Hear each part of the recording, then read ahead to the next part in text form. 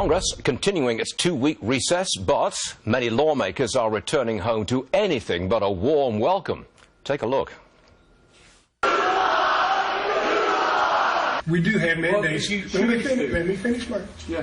That's not my job. I pay you to figure that one out. You said you paid for me to do this. Bull crap, I paid for myself. I paid enough taxes before I ever got there and continue to through my company to pay my own salary. This is a service. When the majority of your constituents' input to you strongly disagrees with the Republican Party position in notable issues, what will it take for you to vote with your constituents?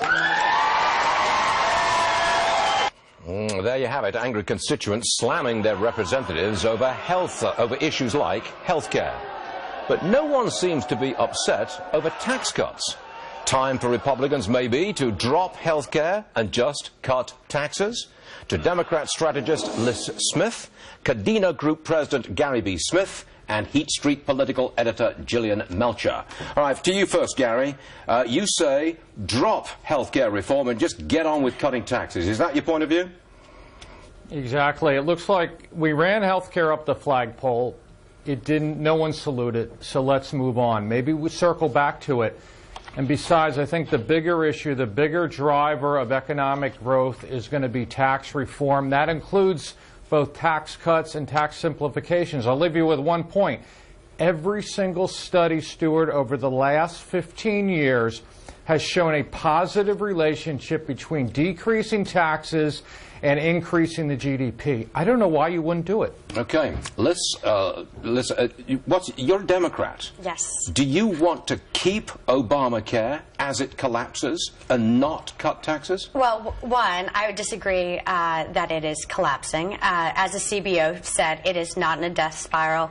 Standard & Poor's last week said that the market is stabilizing. The top guy at Aetna says it's in a death spiral. Well, I mean, consider the source. But also, if you think that Obamacare is a disaster, if you think that it's collapsing, what do you think is up with the American Health Care Act, what the Republicans were trying to push? So listen, do you want to keep on discussing health care and not cut taxes? Is that what you want? Well, look, I wouldn't mind. I believe that Obamacare is imperfect, and Democrats for years have been saying that we need to fix it. And if Republicans are willing to come to the table and negotiate in good faith to make fixes to Obamacare, Democrats would be willing to do it because there are significant problems there. Okay, Gillian, your point of view? I think this is ridiculous. I mean, frankly, Obamacare is collapsing. We've been waiting for the GOP to be able to fix this for how many years now, and they haven't done it. We're seeing, insurers dropping off the market, lower choice, double-digit premium hikes. This needs to be fixed, and it needs to be fixed now. And I don't know why we should have confidence in ability to do tax reform or anything else if they can't do their #1 legislative priority. So what would you do, Gillian? Would you just forget about reforming Obamacare and just get on with cutting taxes? Is that what you want? No, I think we need to focus on fixing health care right now. You want to do health care reform first. That's what the president wants to do. You're with him. Well, on that, I think the Freedom Caucus really sabotaged this time. It was an imperfect bill, but it would have cut spending by more than $1 trillion. And I think we could have improved it from there. I think the lack of compromise, the lack of GOP working together is just disappointing. Liz, back to you. You don't want to cut taxes? You don't want tax reform?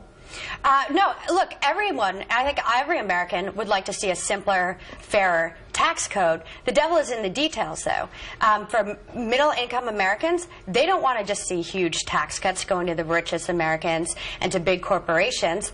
And for all of those tax cuts that are being proposed, you have to ask, okay, well then how are you going to pay for it? Are you going to get rid of the mortgage interest deduction? Are you going to get rid of the child care deduction? And if you do that... I think the answer is a border adjustment tax or a carbon tax. That's what they're saying. Well, actually, in some of the plans, they have advocated for getting rid of some of those provisions that would help middle-class families. And not only do I think that would be bad for the economy, and look, we've seen that middle-class wages have been stagnant, it would also be politically toxic for the GOP, and it would go back on Donald Trump's promises during the campaign that he would be looking out for the regular guy. Gary B. Smith, if we do not get tax reform this year, what do you think happens to the economy and the stock market? Well, I think we've already started to see the effects of the stock market.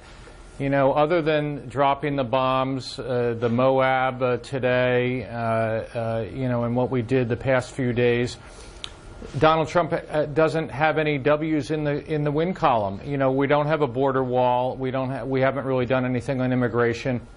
We're trying to shrink government, but that's proven to be very difficult. The Health Care Act was a disaster from a legislative standpoint, and he won't have done anything on tax reform. People are starting to say, why did I elect this guy? He's slowly evolving, I hate to say, into Hillary Light, which would be the worst of all possible situations. I've got to say thank you to Gary, Gillian and Lise. I have the President of the United States climbing up the gangway there to get onto Air Force One. He's about to take off. He'll go down to Mar-a-Lago.